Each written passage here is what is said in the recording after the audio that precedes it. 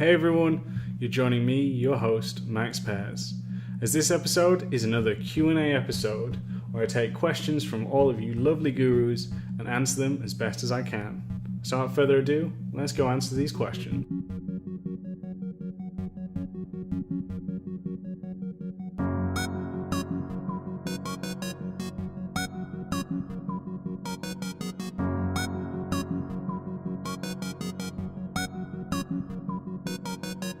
Hey everyone, I hope you're well, playing and or making the games that you love. You're joining me, your host, Max Pears.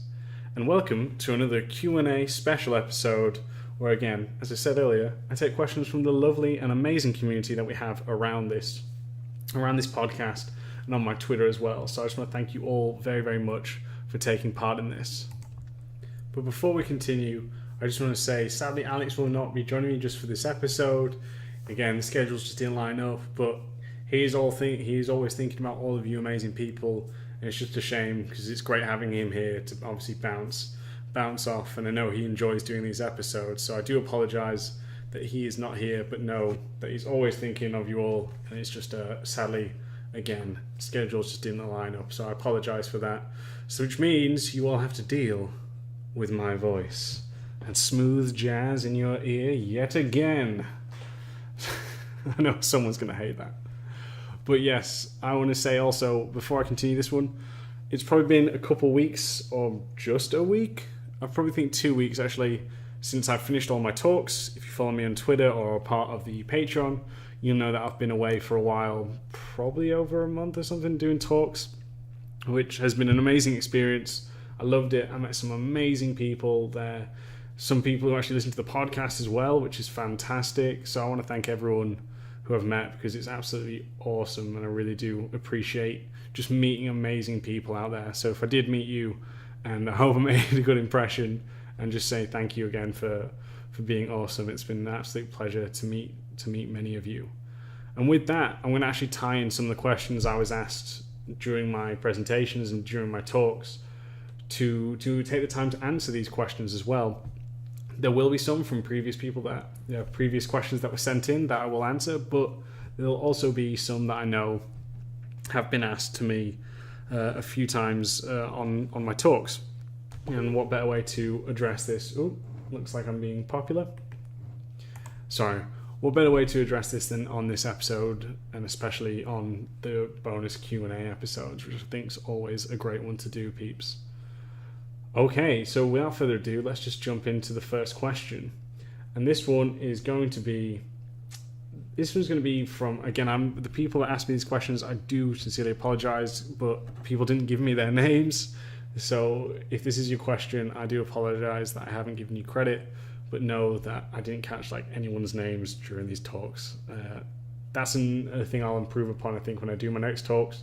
Is when I have a Q&A section, I'll make sure people introduce themselves first, because I think that's an important part of this as well, because it's good to get to know people. So the first question is how do you decide and when do you think your level needs to be redesigned? Now, we touched briefly on this, I think it was last Q&A episode or the one before that, about how often do we redesign levels. And to be honest with you, this one's a tough one, and I must admit I did notice this reaction in terms of a lot of people when I was doing my talks. The people seemed very disappointed in the fact that I can't give a concrete answer, and that's the thing I think people need to understand, especially for game development, is not every game is developed or designed in the same way, and every game is its own puzzle to solve.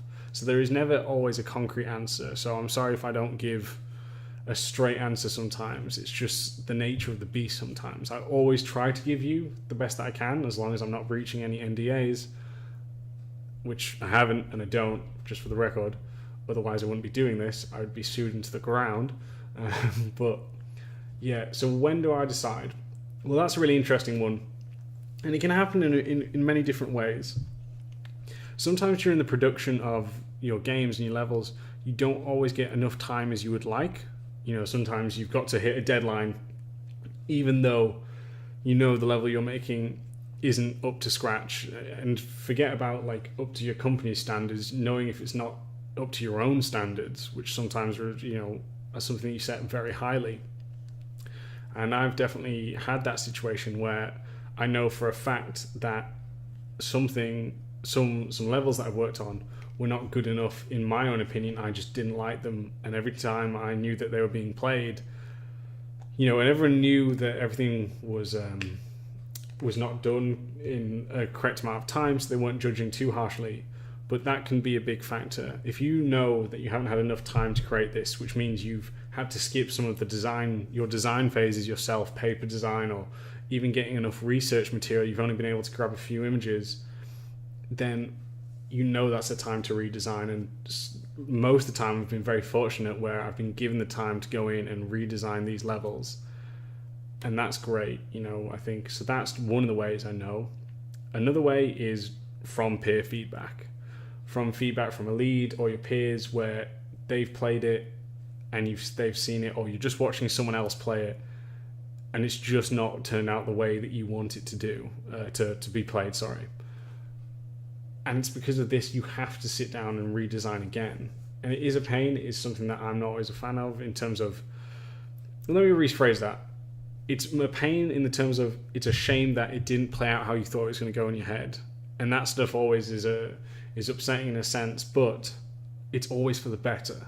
And that's a great thing, is no matter what, that it's always for the better, that you've taken from this and you've learned from it. So that's another way.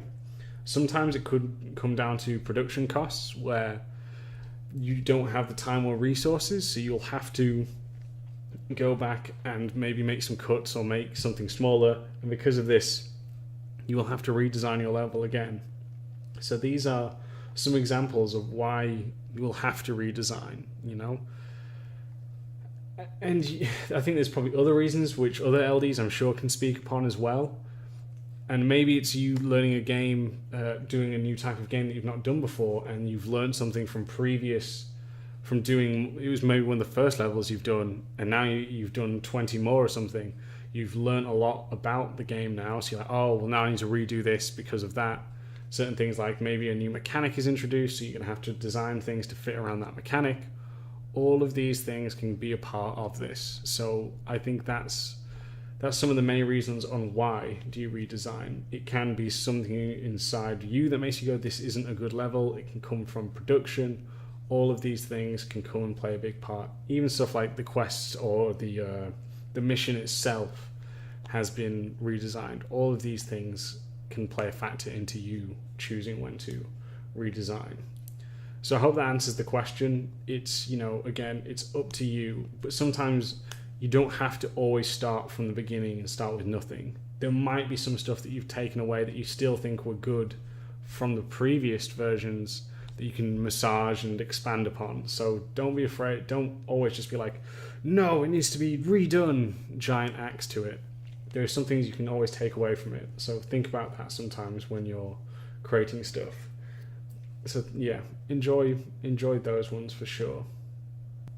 All right, this one is from Brad Butcher, Braxy. Always give me the questions, my man. I always appreciate them. And he asks, when creating a level, do you think about composition at any point, i.e. establishing a great focal point in the level for the player to discover, like a landmark or something of value? And the answer is yes. We do think about this. Obviously, it also depends on what point in the game as well. That's something we have to think about, because if it's a combat arena, well, let me phrase it, you can have focal points obviously for combat arenas as well. However, it depends how important that is. Composition is always important, I think, no matter what, even if it is combat.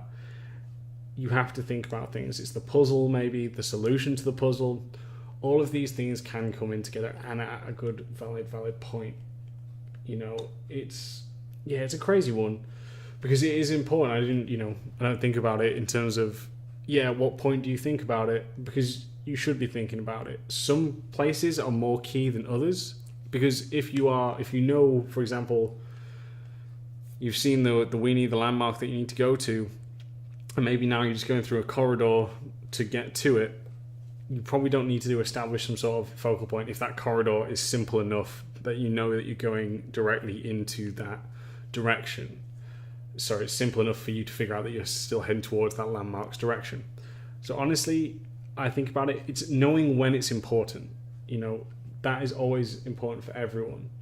Understanding when it's important for these, like giving indicators, sometimes they don't always have to be the big landmarks, they can be other things as well.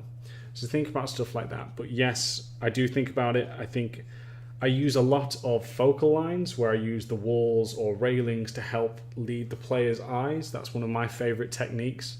Or using negative space as well. Those are some of my favorite and personal techniques that I use. There's other ones with lighting especially that come in and do an amazing job as well. I think there's some great stuff there. So I do think about it a lot, but it's again establishing when it's important to do this, because sometimes stuff like flanking routes, you will want the player to notice them, but sometimes you don't want them to be dead obvious because it's a reward for exploration, for moving around that combat space. Those sort of things. So, and again, there's a good thing that I always think about is if you want the player to explore, don't show them much. If you want the player to understand the space, show them a lot. Never show the player everything, but show them more if you want them to understand that space. If you are letting the player go into a combat situation, you'll generally enter on a high so you can see a lot of the lay of the land, so understanding how you can move around it, but not all of it. But you can get a good establishing point so you know where to venture forth. But if you want the player to explore, then only reveal small amounts, because then it'll make players curious of your level. So think about that as well when you're doing stuff like that. Okay, let's move on to the third question, which is one that was asked, and we've spoken about this before, but how do we work with environment artists? And this is a great one because it's very important. It's really, really important that people understand this stuff because you need to work with them. And environment artists do an amazing job to help the level designers. And there's a joking rivalry between art and level design. We mess up their stuff, they mess up our stuff. It's a joke. Most studios will have that. So really do not underappreciate one another because people do an amazing thing together. But we work with them very, very closely, guys and girls. Like, they're one of the closest teams we work with. I'd say the other one is probably gameplay, but environment artists are by far the closest that you work with. And it's great for this because they do some stuff that, some stuff that do a lot of stuff that I'm not capable of doing. And together we all make a better product, but it is important that you communicate. And I've said this before, and especially when I answered this question when I was on my talks, is that establish what kind of points are worth fighting for with your artist in terms of which spaces do you really need to keep the same, like which ones are the most vital spaces to you as a level designer. Because if there's combat going on or like a puzzle or something like that, then it's probably important that the artists do not change these spaces too much. However, if to me I know there's just some sort of cutscene, or it's just for exploration, or it's a side room that the players find due to exploration, then the artists have full reign, in my opinion. Go for it, take control. As long as it's this kind of room, it's all good. And what's great is they'll give me ideas as well that I may not have thought of, or vice versa, which helps make the level even more believable. And 9 times out of 10, even better. So yeah, we work very closely with them, and I think it's important to always have that established of which is important information to let the artist have and which ones is important for you to take control of. It's these sort of things that is very, very much important, So yeah, I hope you have enjoyed that one there. And now we're going to go to our final question, which is by Christopher Snow. And he asks, is it easy to get into a groove of making levels daily? This may have its downsides, that the levels seem repetitive. What is your best tips to break this downside instead make a better versatile selection? Oh, sorry, I butchered up the question there. What is your best tip? Why do I say tip instead of tips? Sorry guys. What is your best tips to break this downside and instead make a better versatile selection? Well, that's an interesting one. Because sometimes you might be going from level to level on a random day, or you could be working on one level for a while, and it's an interesting one because you're always going to have your go-tos. Like I said, I like a lot of focal lines earlier, leading lines, and there's other designers who use different techniques for achieving similar goals. So I think you're always going to have your own kind of go-tos grained inside. I think, especially because I work on levels on a day-to-day basis for me, and sometimes it's the same level, sometimes it's multiple levels, sometimes it's a different level each day.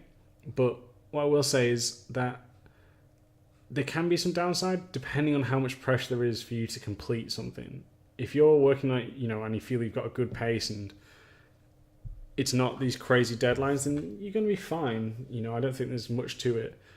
But again, research is a great way, because if you're, for example, working on, let's take something, for example, a type of building. Okay, let's say a supermarket. If you're working on, say, 4 supermarkets and you're doing it one after another in a row, then yeah, that could be easy for you to fall a trap into, and depending on production costs, you might have to recycle that one. However, do your research again, people, because it's easy to get into the habit of just reusing that stuff, but see if you can change the footprints as a challenge for yourself. It might not have to be the external footprint, but the interior footprint. Think about stuff like that you can do. And I think it's really important to think about that. And also challenge yourself. And it is hard, and there's definitely times, especially when you're pushed for time, you may not get the chance to do that. But by doing a lot of research, and especially not just through Google, but through architectural books as well, videos, all of this stuff can help you make something different than previous stuff. So I do strongly recommend doing your research and reference gathering, is that will help. But also the mechanics might be different each level, which might change things. Or maybe you've got different mechanics you want to push. So think about that as well, as the mechanics might be able to help you solve that issue as well. Okay, guys and girls, this is where I'm going to end it. It's a bit shorter than usual, but I'm a bit pushed for time. But know that I've enjoyed this one. Hopefully Alex will be back for the next one, because I know a lot of you miss him, and so do I. But take care, everyone. And I forgot to say, if you want to know more about level design, I do level design tips on Twitter @MaxPairs. If you want to stay in the loop, then please subscribe to the podcast, no matter where you're listening to. And thank you all very much.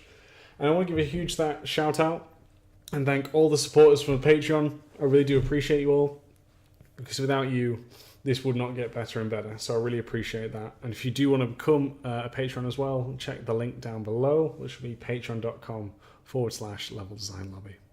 All right, everyone, have a great morning, afternoon, evening, or whenever you're listening to this, and I'll catch you all next time.